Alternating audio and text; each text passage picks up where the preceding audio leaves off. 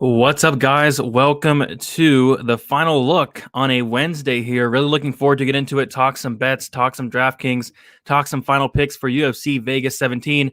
If you guys are wondering why it's on a Wednesday and not a Friday, I am heading out to Miami tomorrow morning. I'm leaving my house at like 5:30 a.m. to get to the airport, which is going to suck, but really looking forward to a little nice vacation after putting in so much hard work these last couple days. I mean, we had a 16 fight card. Now currently it's a 13 fight card, and I am ready for a vacation. So I want to get all my content out before I left. So I was able to get everything done. And yeah, so looking forward to this week, coming off of a pretty tough week last week. And yeah, so I knew it was going to be kind of a tough week when Tecia Torres got her first knockout win in the first round. But for me personally, I went minus 1.4 units. What kind of saved me was the Moicano and Fiziev fight doesn't get to decision. I actually liked Fiziev to get a knockout in that fight, as it was like plus 210. Didn't bet it. Would have had a profitable night if Figueiredo would have got that close decision, or if Jandiroba would have got the nod. But two really close fights didn't go my way. So looking to bounce back here for UFC Vegas 17, Stephen Thompson versus Jeff Neal. So for this card, I actually have a lot of action on this card, and I wanted to get all my bets in early. And I have 1, 2, 3, 4, 5, 6, 7 bets to talk about tonight. If you guys are watching this not with me live, this video is going to be up for the next couple days, so hopefully get some good content out here. Hopefully nothing changes. We've already had some fights fall off. So the Rick Glenn fight is off.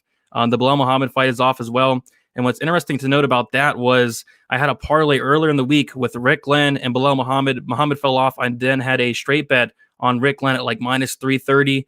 And then once that Rick Glenn fell off, that parlay is not there anymore, which is good because I did not want a straight bet of Rick Glenn at minus 340. So 7 bets still. What's up, everybody in the chat? What's up, Andy Randy?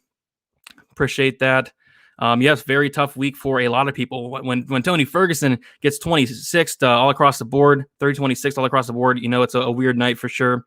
I didn't have a bet on Tony or anything, but that was just surprising. One of the surprising things that happened last week. What's up? Yeah, last week was brutal on DraftKings. So I was I needed Ferguson to win for first place on DraftKings, and I was like, oh yeah, Ferguson to win to get a takedown here, and the dude got 30-26. So yeah, weird week there. The Glenn and Muhammad.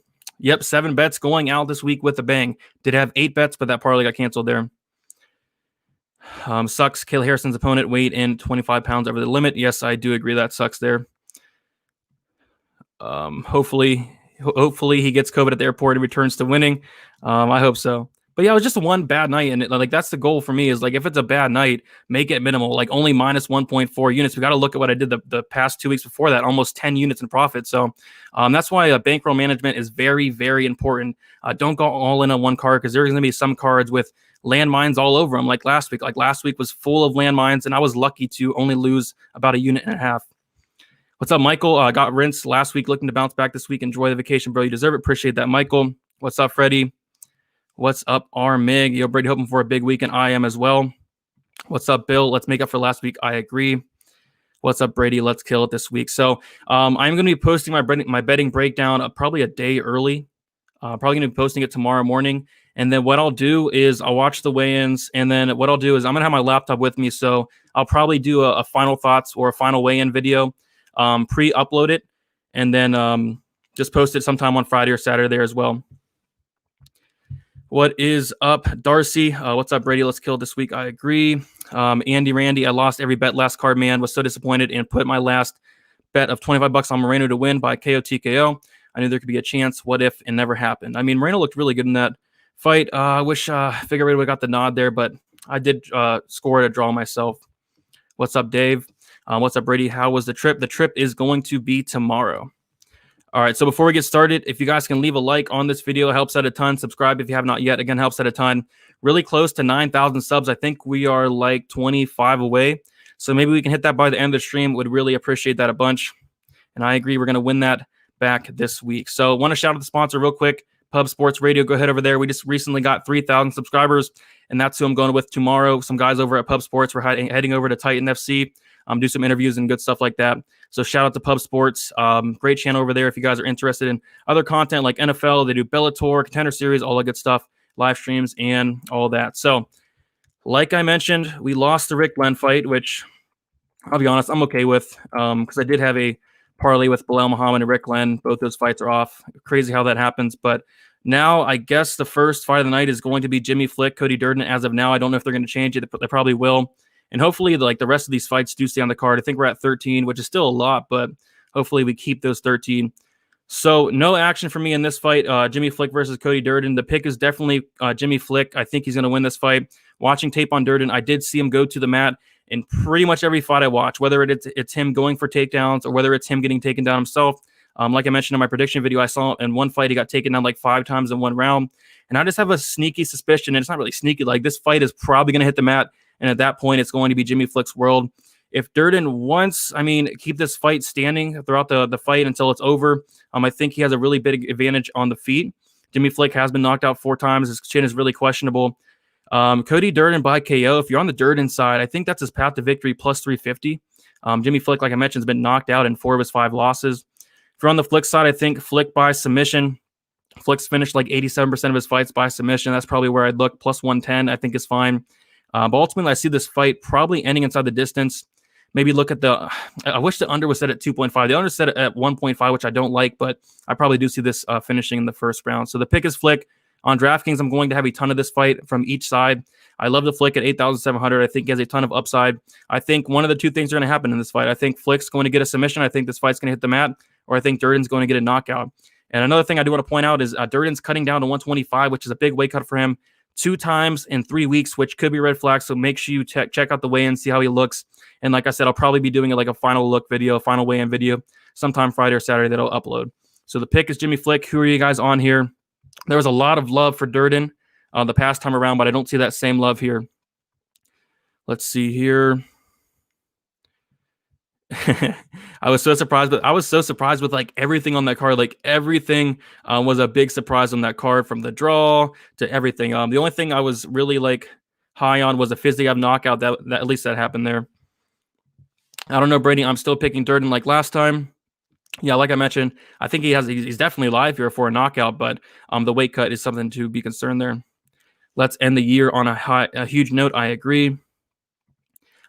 Since it is the first match, you're right, and this fight is probably going to end inside the distance. Let's see here. Do you think Flick got enough strength to control? I think he does. If Flick wins, do you think he scores more than 100 points on DraftKings? I do. I think if Flick wins, it's going to be early. It's going to be a submission, advances, all that good stuff. So, yeah, I think if Flick wins, it's definitely over 100. What's up, Suvari? Stay away fight from a betting perspective. I 100% agree. Don't really like either side. Don't really like E&A props. Like I said, if you're on the Flick side, look at the submission prop. If you're on Durden's side, look at the KO prop, which is actually a good line there. Submission win more likely. You think Durden's going to submit Flick? I don't know about that. Yeah, not the same love this time around for Durden. Yeah, he's definitely live. I'll take Flick. I like it. Yeah, that's the same thing. And like even before that, the second weight cut, I was on Flick already, so it'd be kind of dumb to not pick Flick again, really. Well, last week I was surprised with Tucker, 7 takedowns. I wish I was high on him over Billy Q. Yeah, that was a surprise. Like Billy did not show up. Daniel Pineda did not show up. Really, I don't want to keep talking about that card because it was so bad. Like everything was going wrong. Yeah, exactly, John Doe. Everything was going wrong. Tucker looked amazing. Yes, he did. He really did. All right. Honestly, starting to feel like the bookies are working with the UFC organization, and I'm not a conspiracy guy. I mean, look who is out. You never know. You never know what's going on behind the scenes there. What's up, bro? Thanks for the help with the bets the past couple of weeks. Appreciate that, John Doe. No problem. What's up, Danny? Going to Miami with Danny tomorrow. Heading out. We're heading out on the same flight. He lives like almost 30 minutes away from me. Brady, hope you're ready for Miami. Let's go. Yeah, I'm ready for Miami for sure. I need this vacation big time. All right, so let's get into the next fight. And we have Tafon Nchukwu going against Jamie Pickett here. And I was actually looking at Nchukwu for a potential parlay piece to parlay with Bilal Muhammad earlier in the week. Thank goodness I did it because Muhammad fight's now off. I would say he's a good parlay piece, but who are we going to parlay him with on this card? I mean, all the fights are very, very closely lined. So if anything in this fight, I think Nchukwu by KO is minus 155. I guess that's how you can look. Probably going to pass on this fight. I'm going to load up on DraftKings, though. Nchukwu, 9,400 on DraftKings. I'm going to have a decent amount. And what you notice on DraftKings is you can make pretty much any lineup you want. Like, there is so much value plays on this slate. closely lined fights like Rob Font is 7,200. Alex Morono is 7,000. That you can play any lineup you want on DraftKings. So I'm going to be very high on Nchukwu. I think he has a ton of upside. The only concern is he's cutting down to 185, which is concerning. But looking at his Instagram, he looks pretty good. I think he's going to make weight, but that is something to monitor towards the weigh-ins. But yeah, looking for his takedown defense on tape. There, his takedown defense looks good. Pickett's path to victory is probably staying at range, and in the small cage, I think that's going to be hard. I think Nchukwu is going to knock him out. But the thing is, Pickett has not been knocked out yet, which is interesting. But I do think it's going to be a first-time knockout for Pickett there. So give me Nchukwu by knockout. Not loving the props. If I had to play something in this fight, it would be Nchukwu by KO at -155. But yeah, probably going to stay away from this fight as well. All right, who do you guys have in this fight? I'm really looking forward to Tafon. He looks like a serious guy, and I'm really excited for it. Stay safe, Miami. Appreciate that. I can't believe somebody would put 15K on. Yeah, when I saw that, I was like, what the heck? Like, that even makes sense. That's not going to happen. Aurora and Nchukwu, yeah, I don't hate that. I think both guys win there. That's fine. But I'm personally not doing a parlay. I did do a parlay, but those fights are off, which sucks. Let's see here. Yeah, Nchukwu with Aurora, that's not a bad look. Over 1.5, Pickett is freaking durable. He's durable, but man, how durable can one be to survive these punches from Nchukwu? Like, the dude hits like an absolute truck. So I don't hate it. If it is set at 1.5, I haven't took a look at that, but I'm personally going to stay away. I played Tafon and Draco. That's fine. Tafon looks like a monster. He's probably going to murk this dude. Yeah, I'm kind of with you, Michael. I think he's going to murk this dude for sure. And I'm just going to load up on DraftKings. So give me Tafon by knockout. Let's see here. Who do you think is fighter of the year? Really, it's between Kevin Holland and Davison Figueiredo, right? The popular pick's going to be Kevin Holland. I'm going to say Davison Figueiredo. A couple title defenses. Or almost a couple title defenses. Or, yeah, he had two of them. He had two title defenses. And almost a third against Morono there, but was able to get the draw. I think if he would have got the win there, it probably would have been clear Figueiredo. But, yeah, it's close between him and Holland there. Who do you guys think got fighter of the year? I'm going to go with Figueiredo, but Holland's definitely deserving of it as well. What's up, Bloodthirsty? I agree there. Jake Paul is a big talk on Twitter as of late. It's Holland, no doubt, man. Yeah, a lot of people are going to say Holland. I definitely can agree there, but I'm personally going Davison. Exactly. He saved the flyweight division. Yep, the Glenn fight was canceled, which I'm fine with. As long as we're not losing like some good fights. There's a lot of good fights on this card. As long as we're not losing those like a Flick and Durden again, that would be awful. You got Holland there. Jake Paul is Punk City. Jake Paul versus Nunez all day. That's not a question there. All right, guys, getting to the next fight here. If you guys can hit the like button, would appreciate that a ton. Subscribe if you have not yet. Like I said, would love to get to that 9,000 subscriber mark very, very soon. So getting into the next fight, we have Antonio Ahoyo. Skip something. We have Draco Rodriguez versus Amon Zahabi here, and I have my first bet. So I think this line is really off on this play. And it is Zahabi and Rodriguez under 2.5 at plus 170. Even the fight doesn't go to decision line. I think that's off. I have one unit on that. And yeah, both these guys are definitely going to go at it. And watching tape on Zahabi, not his last fight against Vince Morales. When he came in there against Vince Morales, he looked very timid. But the fights before that, he went after it for sure. And I think both these guys are going to stand and bang until one man falls. I think it's going to be on the ground a lot as well. And I just see potential for a finish on either side here. So taking a look at the finish stats, Rodriguez has a 73% finish rate, 29% by knockout, 44% by submission. Zahabi has an 86% finish rate, 43% by knockout, 43% by submission. And Zahabi has been knocked out one time by that spinning back elbow from Ramos. And Rodriguez has been knocked out one time before by Tony Gravely. I believe it was like the 5th round. So both these guys are finishers. Both these guys have been finished. I think these guys have went to a decision. I want to say combined 2 or 3 times. So I think that under is a pretty solid look there, especially at that price of a plus 175 there. So I did take a unit shot on that. As far as picking a winner, I'm going to go with Rodriguez. I don't really love the line at minus 190. I'm going to say he gets it done though. But if anything, I'd rather just take that under and not pick a side. I think someone's getting finished here. So on DraftKings, I think either side is fine. I think either side is going to be pretty low owned, and I'm going to say that for a lot of fighters because there's like 13 fights. But yeah, I do think it's going to be one of the lower owned fights, and I do think it has some sneaky upside as well. So the picks Rodriguez going to play both on DraftKings, but I do like the underlook there. So who does everybody have in this fight? I saw somebody parlayed Rodriguez. I don't hate it personally. I don't like the line, but should be fine there. Let's see here. Figueiredo was trying to fight a little dirty the whole fight with his fingers in Moreno's face against Morono, which is why the ref took a point. Yeah, I mean, I disagree, but I can see why people think that. Both Davison and McLovin saved that division. They have 12 fights currently announced on the UFC website. So if there's 12, then we lost another one recently. So, because I swear there's 13. Yeah, I think there's 13. But yeah, if there's 12 on the UFC website, that could mean we're losing one more. But maybe some foreshadowing there. I agree. Let's get some money. Jake Paul beats Connor easily. Don't know if I agree with that. Israel Adesanya is the fighter of the year. I wish he was a little more active. I don't know. I think you got to give it to either Holland or Figueiredo there. Already on Ahoyo, also like Ahoyo inside the distance, but the KO prop. Yeah, I'm glad you mentioned that, Dan, because yeah, the KO prop is plus 750. We'll talk about that real soon. That line is off, and I'll tell you guys why in a second. Ahoyo is a safe bet. I'm taking him as well. We'll get there.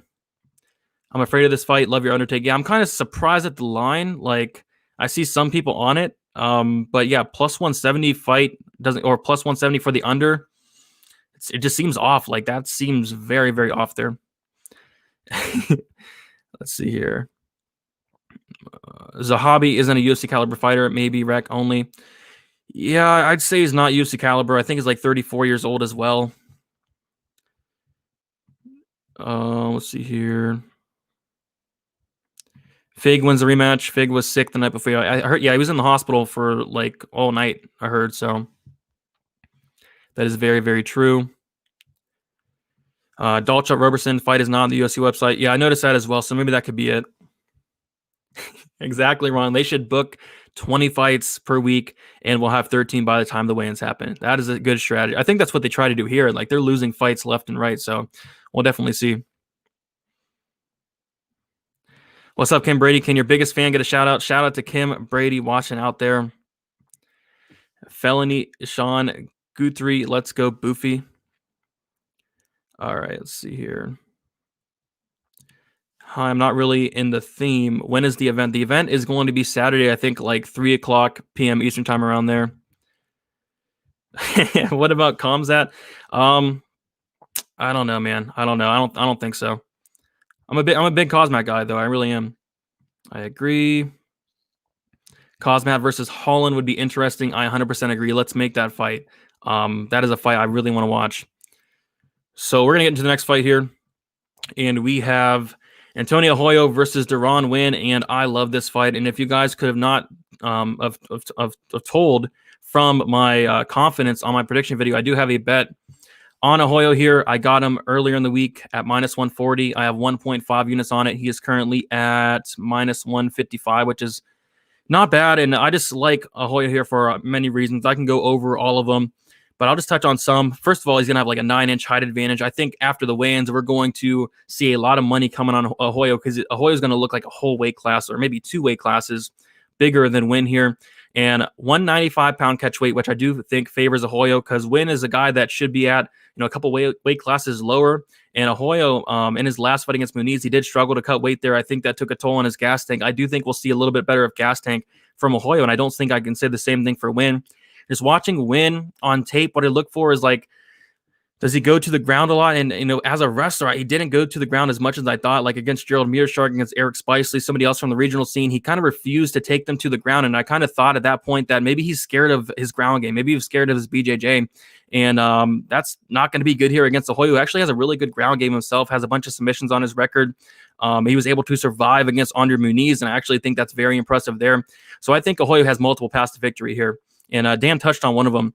And I think he can either keep this standing, pick apart Nguyen. He has really nasty leg kicks. Nguyen seems like kind of a quitter. The dude's not mentally tough. I mean, I saw him take a leg kick on the regional scene, almost got knocked out by a leg kick. He does not like getting hit. He got hurt bad by Gerald Mearshark. Ahoyo by knockout is plus 785.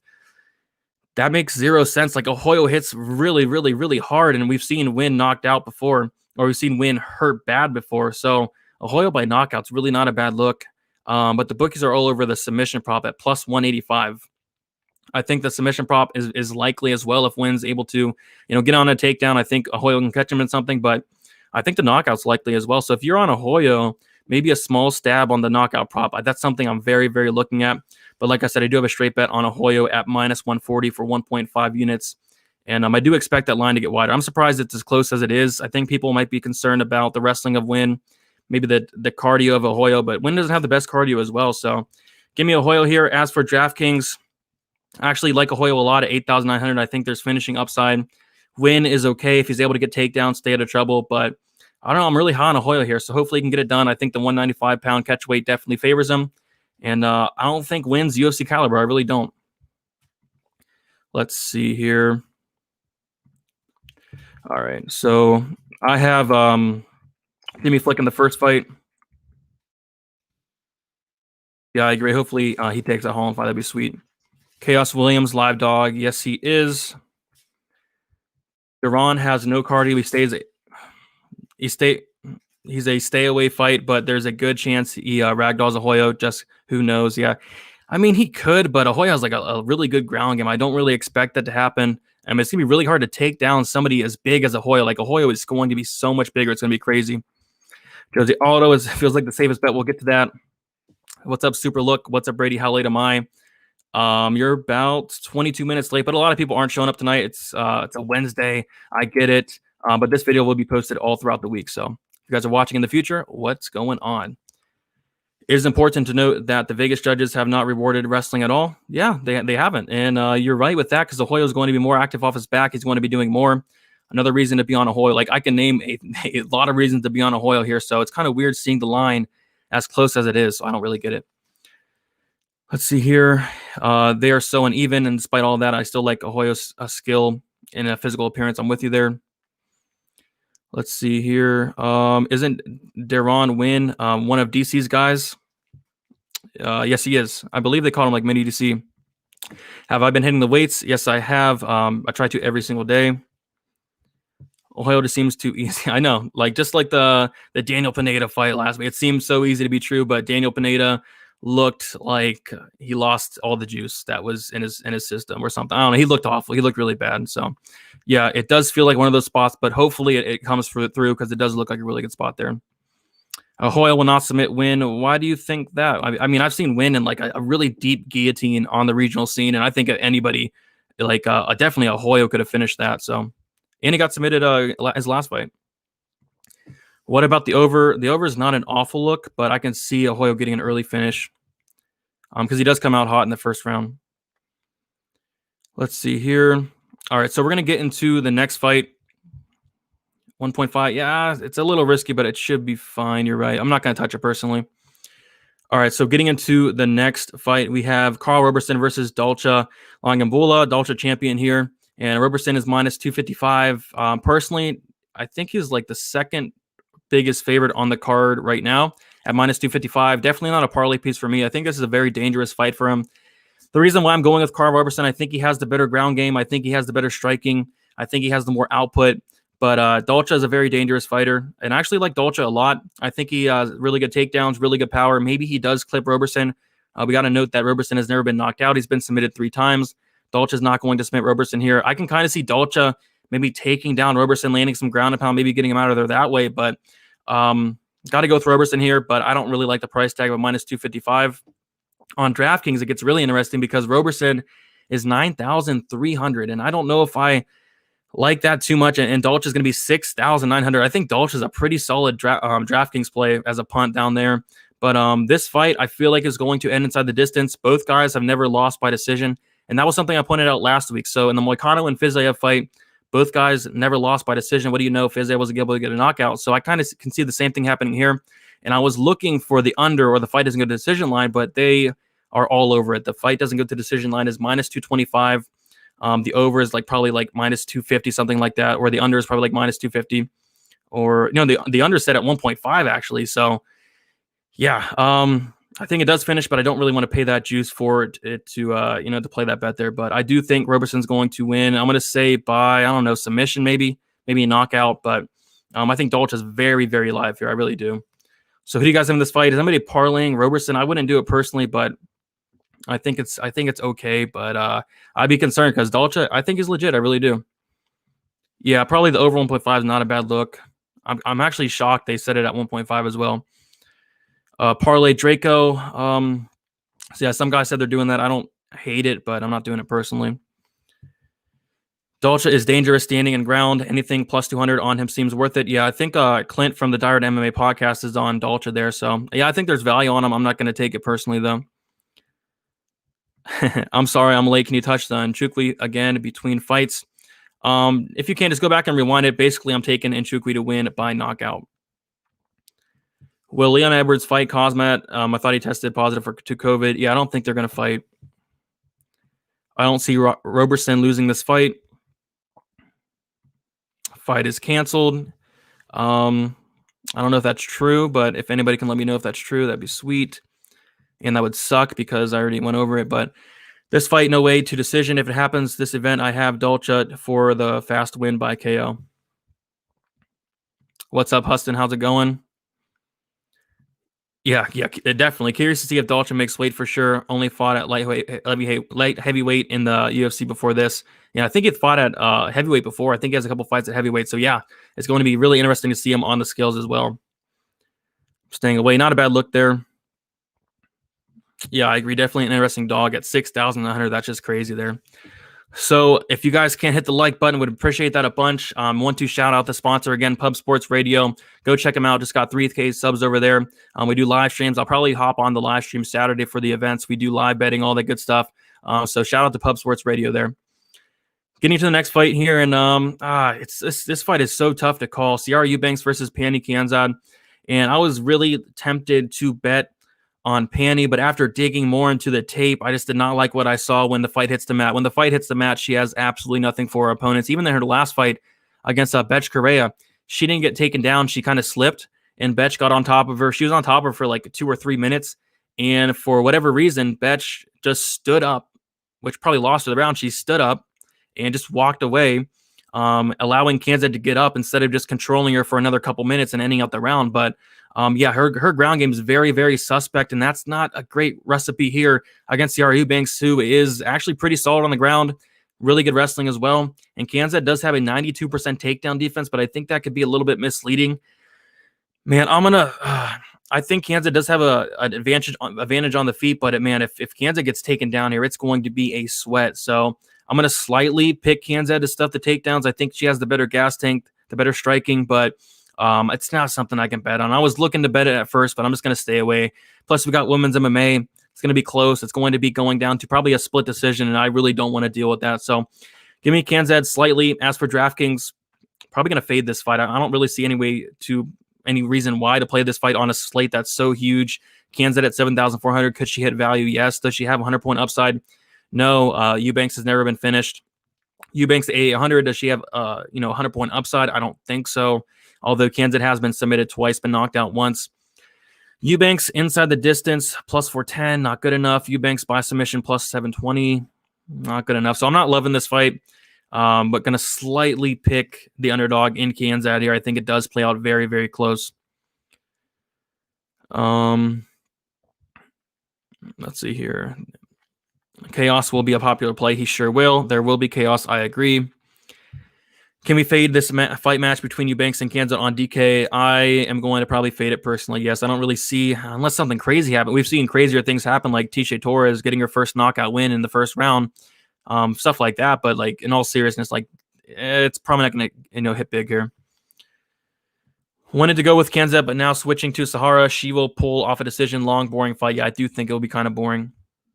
Eubanks will gas. Her gas tank's been looking really good her past couple fights. I do think she's working on that. But yes, she has gas in the past. I'll take Pannie if the line keeps moving in her favor. You haven't really took a look at the line. I'm not overly interested in betting it. But, I mean, if the line gets wider, yeah, maybe it's worth a look. But, women's MMA, I don't know. Exactly. We have 13 fights. There are better spots on this card. Striker versus grappler, women's MMA. Stay away, people betting in fights like this will get you rinsed. Agreed. Tisha baby. Yeah, that was insane. Was not expecting that, but good for Tisha. All right, getting into the next fight. And we have Anthony Pettis versus Alex Morono, and I cannot believe this line. As soon as it was announced, I was very looking forward to fading Anthony Pettis here, and he got lined at like minus 195 and Morono plus 160 as the opener, and a lot of money has been coming in on Pettis, and I don't really understand that because I think this can be a really, really close fight. Just based off the fact that I do think Pettis is on a really, really steep decline here. He's not been looking good. I thought he lost his last fight against Cowboy, and I went back and watched the fight. I scored round 1 and round 2 clearly for Cowboy, and Pettis won the third round there, but it's whatever. But, you know, Morono is going to be coming out here. Morono is in his prime. I know he hasn't fought the best competition. I know he's not the most known fighter, the not most talented fighter. Obviously, Pettis is a fan favorite. I mean, the Showtime kick, all that good stuff. Everybody loves Pettis, and I think that's why there's more money coming in on him, because I think this is a close fight. I mean, the style of Morono, especially in the small cage, a lot of people say he's chinny, but you got to look at who he's been knocked out by. Chaos Williams, someone we'll talk about. Nico Price, who's an absolute killer. And the dude's really tough. The dude can take shots. He comes forward, lands a ton of volume. He's going to be landing a lot more volume than Pettis. And I just think this fight's so close. I really do. I do not get the minus 230 line. I think this is like a 50-50 fight, in my opinion. Morono's definitely going to be throwing the more volume. Pettis is going to be throwing the more flashy strikes. I definitely probably see this going to decision. I think Morono can take down Pettis if he wants. And that's something I talked about in Morono's last fight against Reese McKee, that he didn't go for, or he hasn't completed any takedowns prior to that Reese McKee fight. He went out there against Reese McKee, got like 2 or 3 takedowns. I think he can take down Pettis here. I really do. A lot of people don't know this because he doesn't use it as often. Morono is a black belt, and BJJ has a really, really good grappling game, but we don't see it for whatever reason. Ultimately, this fight's really close, and that's why I did take a shot on Alex Morono. I have 1 unit on him at plus 200. I really like that line. Like I said, I honestly think this is a 50-50 fight. It's going to be up to what the judges are scoring here. Are they going to be scoring the more volume of Morono coming forward, the toughness of Morono, or are they going to be favoring a Pettis that's going to be throwing the more flashier strikes, the flashier kicks, all that? And I'm kind of leaning towards the Morono side in a fight I feel like is 50-50.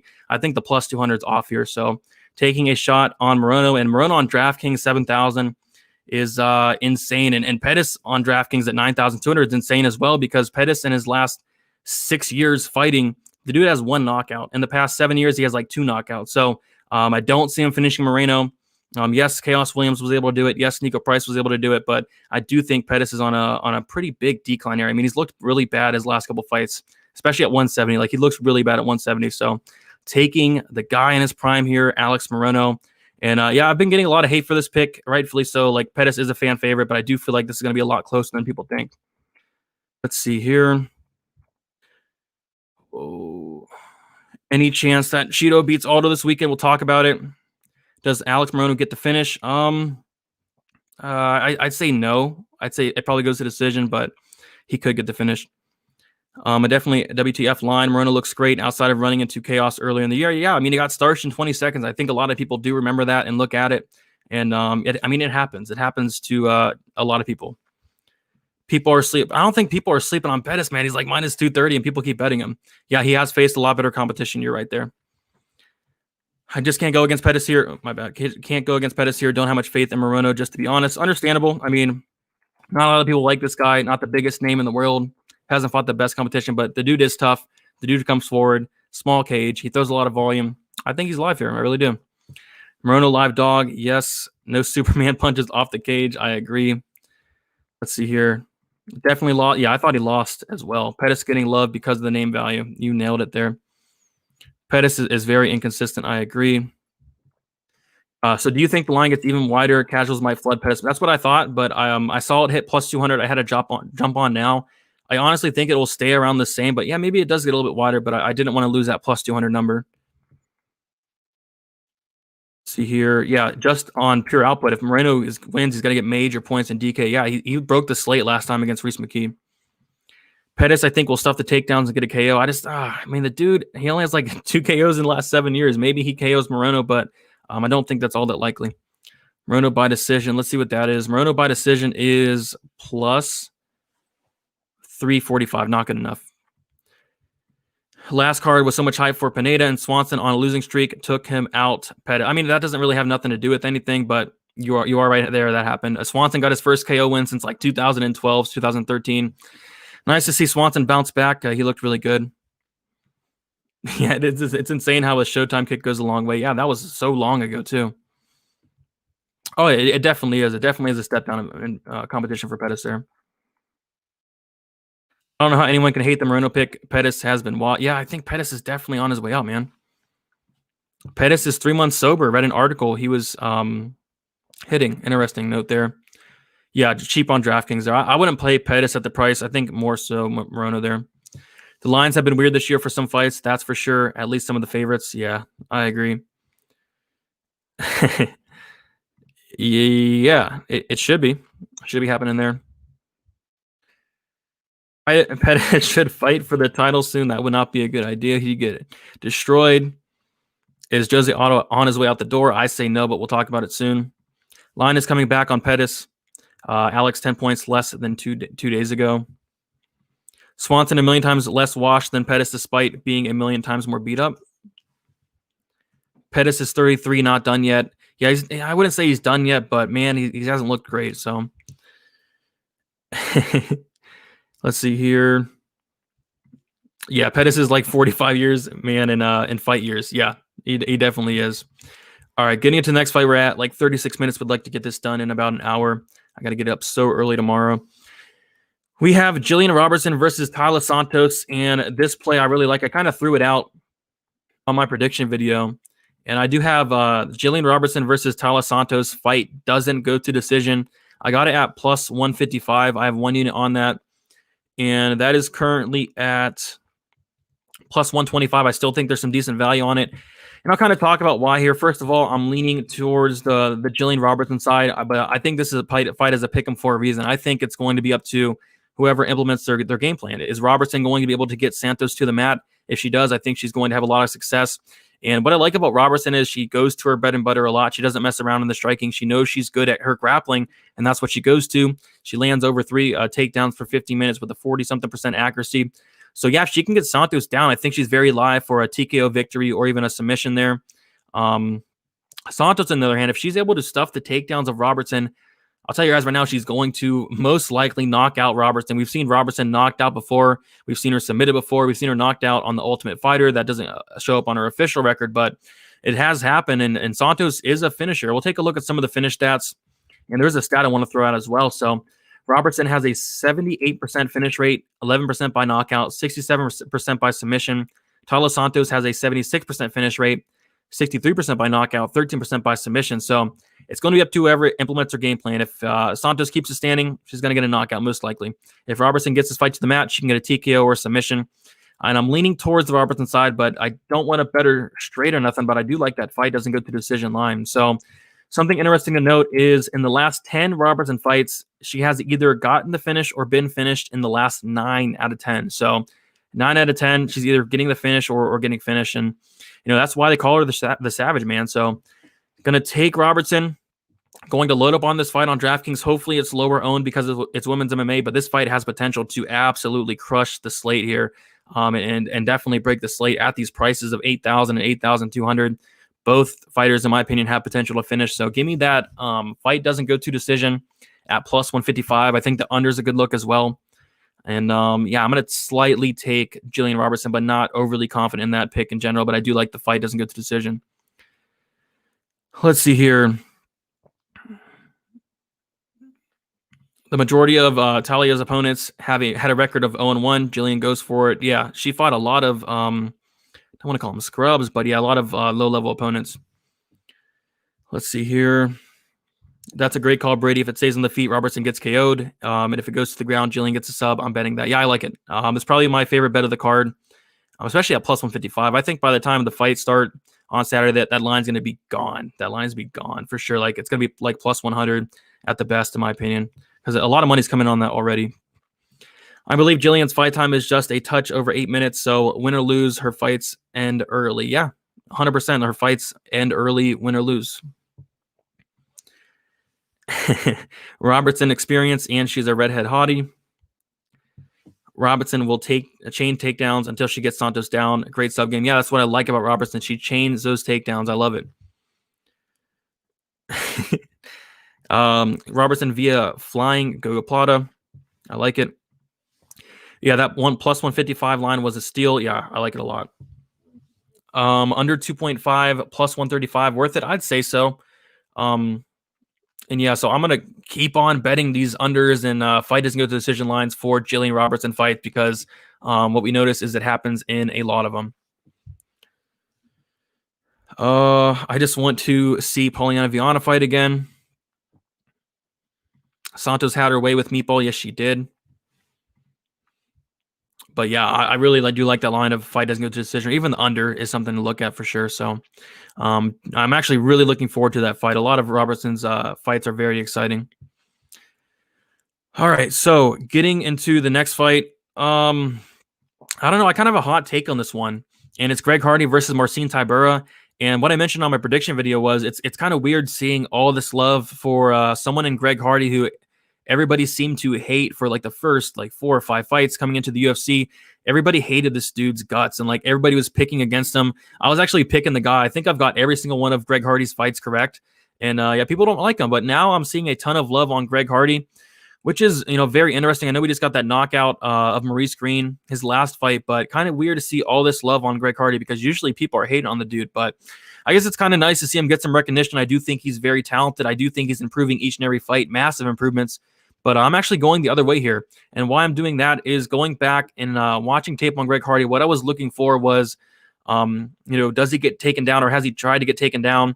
What's his takedown defense like? And all I found was Alan Crowder was able to take him down like once or twice. And Alan Crowder like got in a very dominant position. He looked really good. And as we know, Hardy landed an illegal knee in that fight. Got disqualified. I thought if that fight would have went on, like Hardy could have been in big trouble. Like Hardy was gassing out. Crowder was looking decent, and Crowder, like, I don't know if he's in the UFC right now, honestly. So I'm just seeing that. Like, I think Tybura can implement kind of the same game plan of pressing Hardy up against the cage, taking him down. And if Tybura takes down Hardy, I think it's going to be over shortly after. Tybura is a black belt in BJJ. He has like triple or maybe even 4 times the fights of Greg Hardy there, has fought that way better competition. And I think a lot of people are sleeping on Tybura here. I really do. So I'm actually going to take Tybura to win. I'm going to say by submission, or I think there can be a TKO victory as well. Could Hardy knock him out in the first round? Absolutely. But could Tybura take him down and do some absolute work? I think he can. So Tybura has to know, like, the game plan is going to be taking down Greg Hardy, wear him out. Tybura doesn't have the best gas tank in the world, but he has a much better gas tank than Greg Hardy. And if he can survive those first couple minutes, take Hardy into deep waters where Hardy has not seen yet, then yeah, I think Tybura is very, very live here. Not going to bet it. I'm not going to bet it as of yet unless the line gets a little crazy on Tybura. I think some props are really interesting. Tybura by submission plus 550. Tybura by KO plus 635. I think both those are likely. Even the fight doesn't go to decision at minus 150. That's really interesting there. I'm kind of surprised to see a heavyweight fight, both guys that can finish in that line being at minus 150 because Hardy can get a knockout. I think if Tybura takes the fight to the mat, he can get a submission or a TKO there. But I'm gonna bold prediction. I'm gonna take Tybura to finish Hardy on the mat there. So yeah, I'm not gonna bet it as of yet, but plus 350 for Tybura inside the distance. If anything, like I think the under is a really good look here because Hardy could knock him out and Tybura can get him on the mat there. So if anything, I might look at the under. Haven't bet it yet. I already have 7 bets for this card, so might stay away. But on DraftKings, I'm going to load up on this fight. Heavyweight fight. You want to play both sides. And I think both guys have finishing ability here. Let's see what we got in the chat. Who you guys on? I'm expecting a lot of Hardy love. I've seen a ton of Hardy love. It's insane, but I can see it. I mean, the dude's improving. Tybura, not the most popular fighter in the world.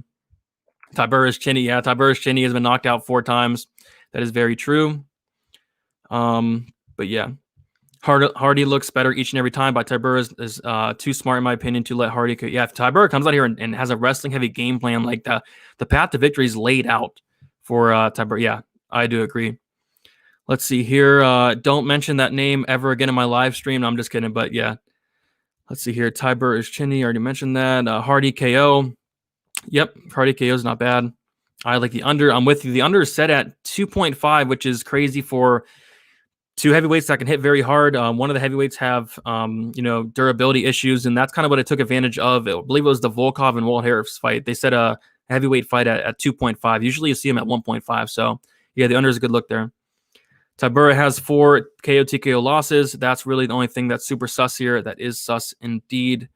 Hardy can definitely start him in the first round, 100%. It can happen.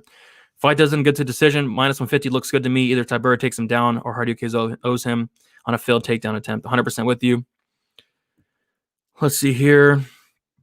Exhausted 30-year-old Rothwell, smaller Max Grishin, small Sergey. Last time he fought a dude built like Hardy, got slept in 59 seconds. Yeah, that could happen. Hardy is KO or bust. Yeah, lots of dogs for sure.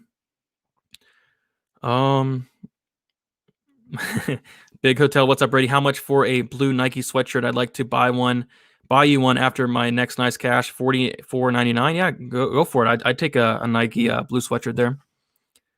Tybura, third round finish, plus 1,600. Not a bad look there. Slightly leading Greg for Andy Randy. I got 1.6 units on Hardy and 0.2 on Hardy by round 2 KO plus 600. I'm kind of with Lee Van here. No distance is the play for me for sure. I haven't played it yet, but it's really tempting, man. It really is. It's crazy to say Tybura is a bold pick. Hardy is still growing. We already know who Tybura is. Tybura plus money is great. Yeah, it's crazy to say that, but I've been getting a lot of kind of hate for this pick, but it's whatever.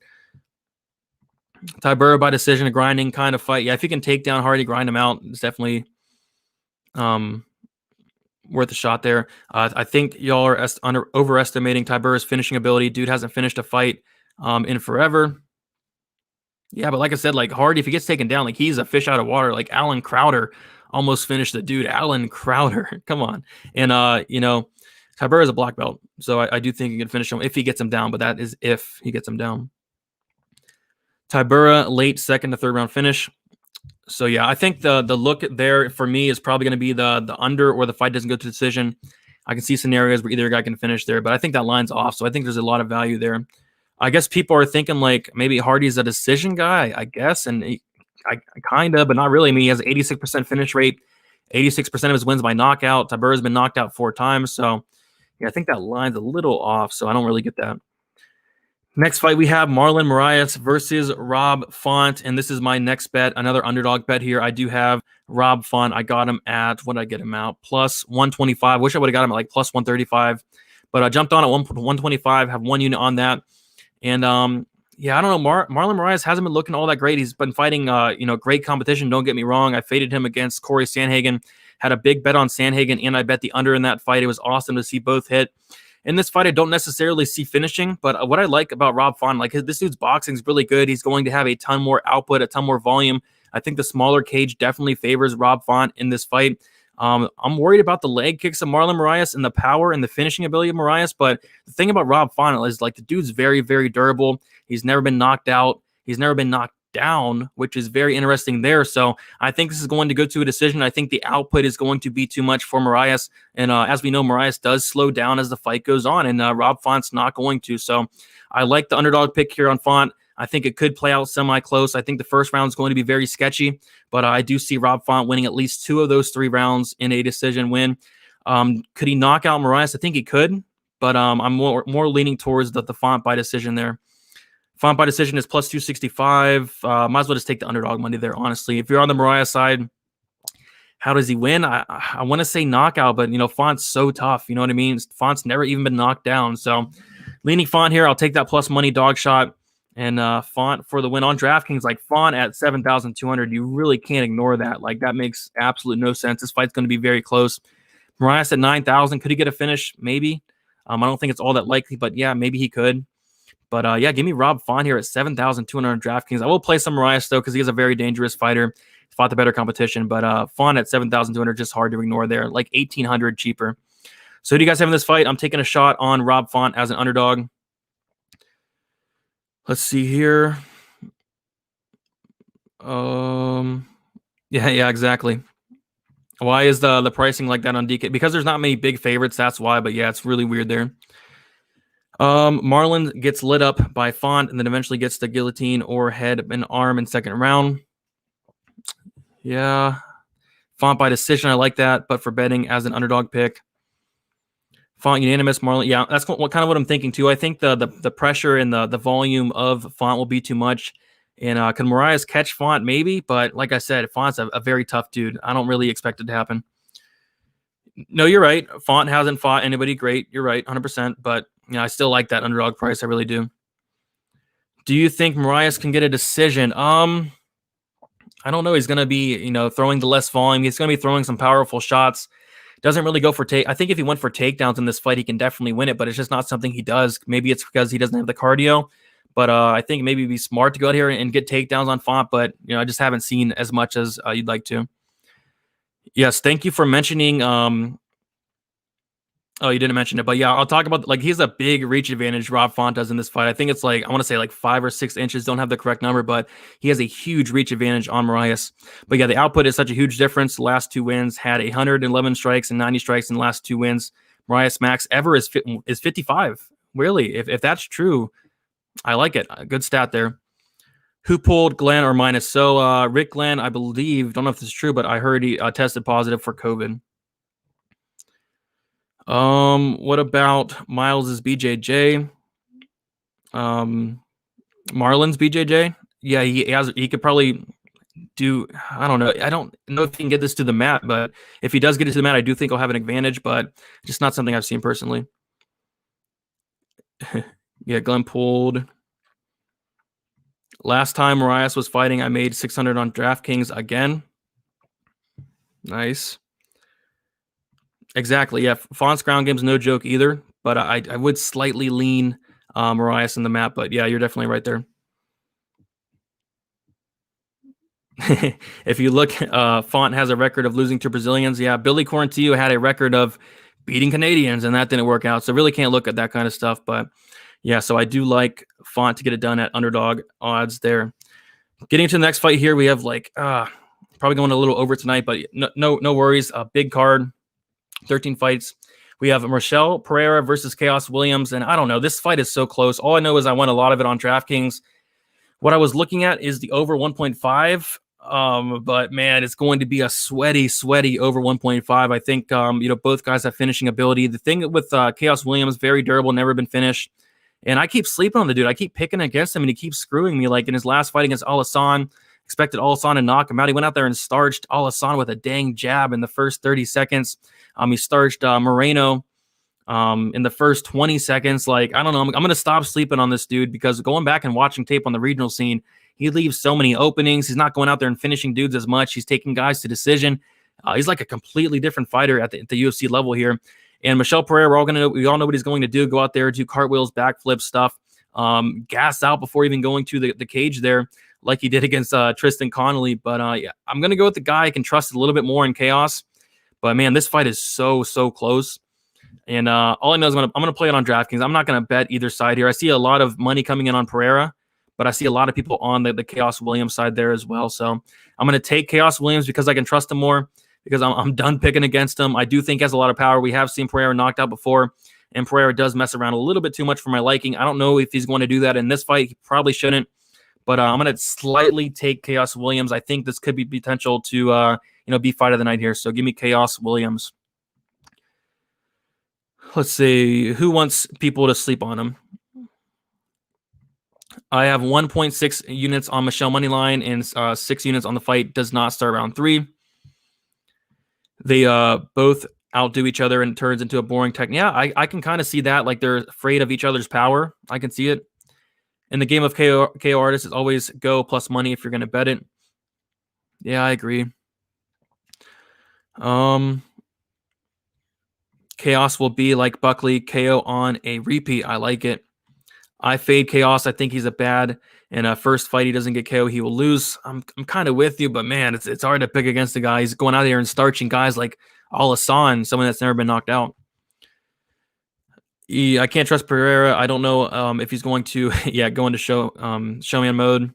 I can't forget how bad I got burned on Pereira versus the whole world got burned in that fight. It was insane. Pereira plays around too much. Chaos is on fire. Anyway, this goes to decision. I mean, like I said, if they stand back and respect each other's power, Chaos Williams, for what it's worth, he said in an interview that this fight's going to go to decision for what it's worth. But I don't know. I mean, both these guys are very dangerous. Yeah, people are forgetting that Tristan Connolly beat Michelle Pereira. People forget that, and that's something very important to note. Chaos is a very scary man. I hope he KOs Pereira. I hope he does too, man. I'm not a big fan of this Pereira guy. I wanted to fade him as soon as he went into the UFC. He went out there and knocked out Danny Roberts. I thought maybe he's the real deal. Went out there and loses to Tristan Connolly. So, yeah. And then the Diego Sanchez stuff, I don't like it. Exactly. He is trash. Chaos by decision. Yeah, let's see what the decision props are for both guys. Chaos Williams by decision plus 635. Plus 635. It's not an awful look there. Exactly. The Connolly fight, you got to remember, he dominated early, but got tired from so many backflips. He's not going to do a backflip against Chaos unless, I mean, I don't know. Will he do a backflip? I don't know. Let's see here. Yep, he did, keep those antics to a minimum. I suggest he did that here. Chaos decision plus 600. We've only seen, it's been, I think it was like 16. I want to say something like that, but yeah, he hasn't thrown much. Pereira's a punk. Hey, come on. But it's going to be a really good fight. My pick probably for fight of the night there. Pereira easy. All right, so getting into the co-main event. And I don't know about you guys. I think that Marlon Vera has gained some really unnecessary hype for taking out the hype train himself and Sean O'Malley. So I think not all of that hype, but some of that hype from O'Malley is going on the Marlon Vera side. And I really can't believe this line of Jose Aldo minus 145. And a lot of people were talking about like level of competition earlier in the stream. And like, this is a big example of level of competition here. And what I'm trying to think of is, how does Marlon Vera win this fight against Jose Aldo? How does he win it? Is he going to take him down? He's not. Aldo has a 90% takedown defense. Very, very hard to take down.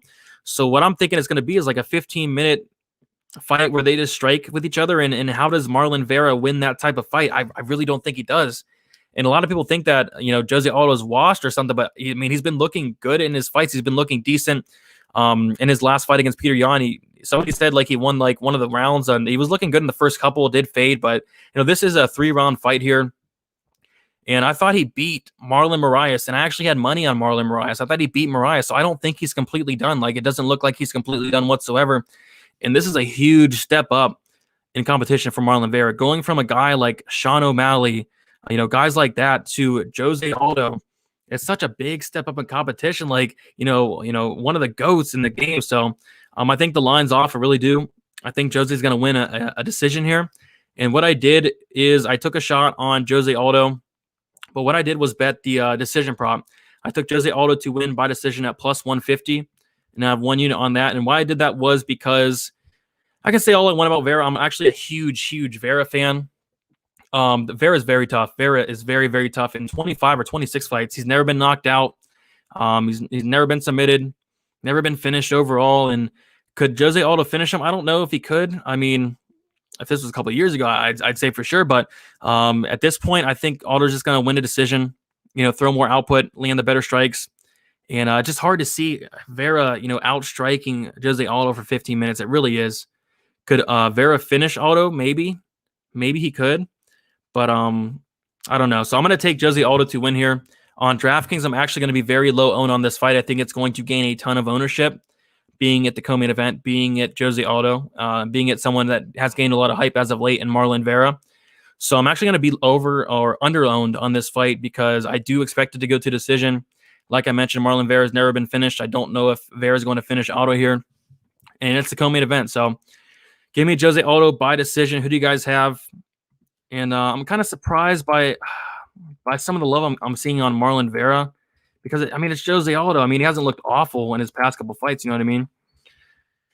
See here. Aldo decision, confident. Agreed. Jose had a good fight with Yan, and Yan kills Vera, in my opinion. Yeah, Yan destroys Vera. I agree with you there. Who's on? Yeah, it's definitely Pettis, man. It's Pettis by far. Yeah. Exactly. How does Cheeto win? 2.5 units on Aldo, my bad. Guy who just won some rounds against Yan and 8 shots for 22 minutes all day. Yeah, I'm on the Aldo side for sure. I think that minus 145, I think we're going to look back at it and think that's a steal, but I don't know. Let's see here. Aldo breaks in with body shots. I can see it. Yeah, I don't think Vera's there yet as well. And if Aldo looks like Aldo, he wins. He's lost to yeah. Aldo's lost to the best of the best for sure. How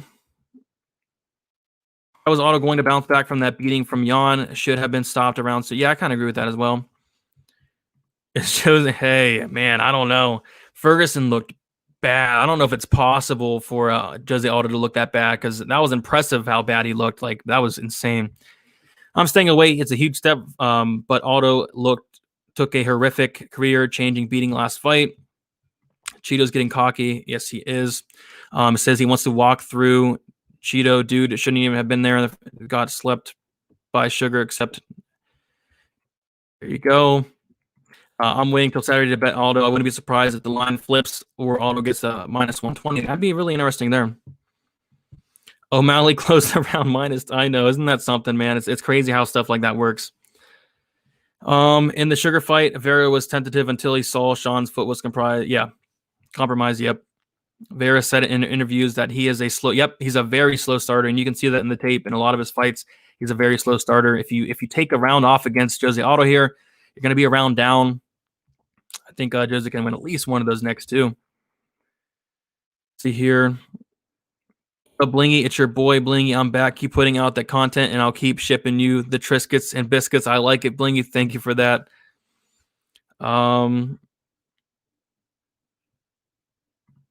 They're thinking Vera beat Sugar. My MMA math is off. And Cheeto flying armbar. Yeah, Cheeto's not going to submit Aldo like that. How can you say Aldo decision confident? When's the last time he won by? I mean, I'm just saying, like Vera is very, very durable. Never been finished in 25 or 26 fights. Let's see here. Where's Aldo? I agree. Aldo is 120 in fight years. I don't know about that. I mean, he hasn't been looking bad though. Let's see. The lines are off. Aldo could win a decision, yeah, but could be a fun fight to watch. A friendly fight for the fans. Probably no inside the distance on this one. I agree. Exactly. Appalled by Aldo at minus 145 with no movement this far into the week. It makes you think. Yeah, it could make you. I'm interested to see him on the scales. I'm assuming he'll look okay.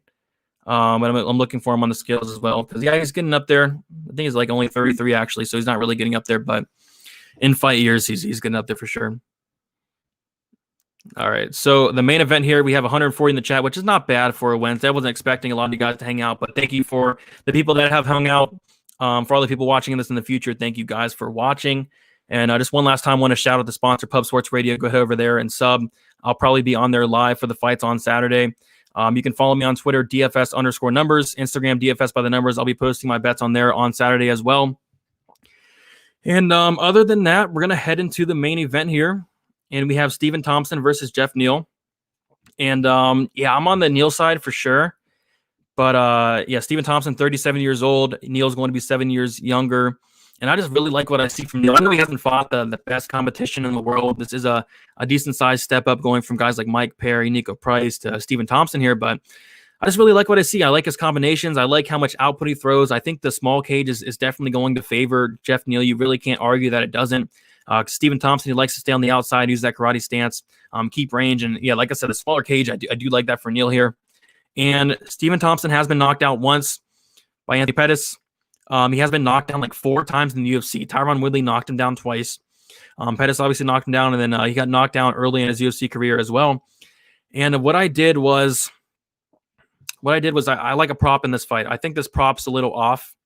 And I just put a small play on it. I did half a unit on Neal wins by a TKO KO at plus 225, half a unit on that.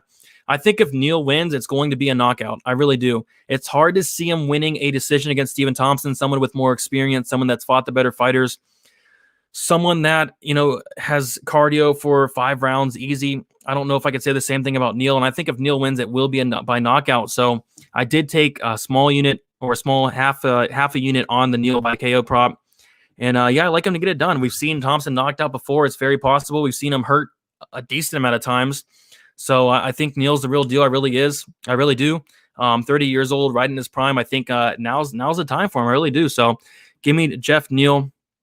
I mean, you could bet the money line, but I think that plus 225 by knockout is very, very juicy there. So give me Jeff Neal for the win. And on DraftKings, I'm probably going to be like 55-45 in favor of Neal, maybe even 60-40 in favor of Neal. But I do know I want a lot of this fight. There's going to be a lot of volume. And honestly, I could see a finish in this fight either way, whether it is Thompson late or whether it is Neal within the first couple rounds. So give me Neal for the win here. All right.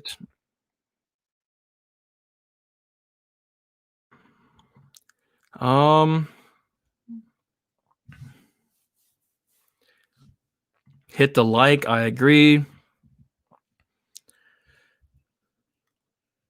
Stephen Thompson wins a unanimous decision, gets dropped in the first, but recovers and does well the rest of the fight, picking his shots. Maybe. I think if Neal drops him, I think Neal's probably going to finish him, honestly. You don't think Thompson? I think he could, but in the smaller cage, I think that's going to be a little bit tougher. I do think Neal's going to catch him at some point. But yeah, I mean, Thompson's definitely live. Not going to argue that. Let's see here. Neal is Fist of Steel. Yeah, so the interesting thing about Neal is he averages a knockdown per fight so far in the UFC. A knockdown per fight. Back in cash, yes. Wonder Boy decision, easy money. Yeah, Wonder Boy by decision is plus 335. Not a bad look. Wonder Boy will snipe Neal all night. I mean, he could. He could, but man, I like what I see from Neal. Like his head movement, his striking defense. I mean, Thompson looked fantastic against Vicente Luque's last fight, but Vicente Luque, eats shots with his face. I mean, the dude doesn't have defense. So let's see here. Neal by sub, probably not. I'm scared for Wonder Boy. I am as well. Wonder Boy. Is it even worth? I mean, Thompson put up like 140 significant strikes his last time against Thompson, and Neal's actually pretty high output. Oh, let's see here. Yeah, good point there. Wonder Boy fought Luque. Fighters do not usually do well after they fight Luque. Good point. I like the under. Yeah, I was looking at the under as well. Not a bad look. I think Wonder Boy will outpoint him. Any chance for an early finish? I feel like this is. I think there's a chance for it, but yeah, it could go later in the fight. I don't see this fight touching the mat. I really don't. Yeah, I don't see the fight touching the mat either way. I think it's gonna be a striking fight. I think Wonder Boy is more live for a KO than people think. Neal got dropped by Nico Price. Yeah, he did. Once was like a headbutt, but yeah. People don't understand that, Andy Randy. Neal is not Luque. Two different fighters, two different fights. Over 2.5 is solid. I guess I'm more so looking at like the under 4.5, if anything. All right. For the next couple minutes, I'm going to recap my bets, and I'm going to be putting out a betting breakdown as well for like a more simplified version, going over the bets. And yeah, hopefully end the year strong here with end 2020 strong with 7 bets. I might add one more. It's still early in the week. Maybe something pops at weigh-ins. So Rob Font plus 125. I have 1 unit on that. Antonio Ahoyo minus 140. I have 1.5 units on that. Alex Morono plus 200. 1 unit on that. Had that parlay with Rick Glenn and Bahamid. That both those fights are canceled. I have Jillian Robertson versus Talia Santos. Fight doesn't go to decision. Plus 155. 1 unit on that. Stephen Thompson versus Jeff Neal. I have Jeff Neal wins by KO TKO plus 225, half a unit on that. I have the Amin Zahabi and Draco Rodriguez under 2.5 rounds plus 170, 1 unit on that. And then I have Jose Aldo wins by decision plus 150. So I might add another player too. It's still really early in the week, but I did want to get this out before I head to Florida because I would not be able to do a live stream on Friday. So what I'm going to probably do is do a kind of a quick video, upload it after the weigh-ins. Other than that, if you guys want to check out the Patreon, have almost 300 members on there. Gained almost like 100 members over the past month. So thank you guys so much for that. With the Patreon, you got to bring it up. The most popular package is that $10 package a month. It's like $2.50 per fight card. You get the model you see here with all the stats. You get the article. You get my plays. Get them out early. And we did beat some lines this week as well. We beat the Ahoyo line. Jillian Robertson fight doesn't go to decision line. You get my betting breakdowns. I post videos breaking down why I bet which bet. And then, like I mentioned, the article, the Discord, all the good stuff. Have a really big community in the Discord as well. And just finally, gonna take any last couple of comments or thoughts, and I just want to thank you guys for hanging out on a Wednesday. I know it's tough, a Wednesday 9 o'clock, not the best time to do this, but this was the only time I really could. So appreciate you guys hanging out. I really do. I'm gonna be mad if Nguyen comes in here with a wrestling heavy game plan and lays on Ahoyo for 2 rounds. I think that's his path to victory. I just don't know if that's all that likely. What are your most 3 confident inside the distance bets, Brady? I got Neal, Chaos, and Ahoyo. Couldn't tell you, man. I think that, yeah, Williams can definitely win inside the distance. I think Tybura or Hardy could. Probably Robertson. Other than that, nothing really sticking out. I think Ahoyo, yeah, I'm with you there. But probably like maybe Flick. I say Flick is probably one of my more confident ones. So appreciate that, Bill. Thanks for the content and discourse, Brady. Appreciate that. Thank you, John. I'll try to enjoy this vacation. Should be fun. Should be nice in Florida as well. Most confident bet, probably the Robertson and Santos fight doesn't go to decision, or Antonio Ahoyo. I like both of those a lot. So hopefully both those hit. The lock there. I mean, I thought Bilal Muhammad was a lock, but I wouldn't say there's a lock on this card really. Favorite over 1.5 rounds. Maybe the Dolce and Roberson fight over 1.5. I don't know why that's set there. Other than that, I don't know. Probably that one. If you want a safe one, Eubanks scans that over 1 or over 2.5. Appreciate that. I agree. Let's win some money. Looking to finish 2020 strong. What's up, Andy Rainey? Thank you, bud. Have a great trip. You're awesome, and your interaction with all of us is like none others. Appreciate your work. Appreciate that, Andy. All right, so I'm going to head out. Thank you guys so much for watching. As always, if you want to get a hold of me, I'm pretty easy to get a hold of. Twitter, DFS_numbers. Instagram, DFS by the numbers. My DMs are always open if you guys want to talk fights, any questions. Of course, the best way to reach me is going to be on the Discord, Patreon, all that good stuff. And yeah, I'll see you guys later. Thanks for hanging out. Look out for my other content throughout the week. Betting breakdown is going to be out tomorrow. And then I'm going to be posting a final look video sometime on Friday. That's about it. And good luck. And let's win some money on Saturday. Good card.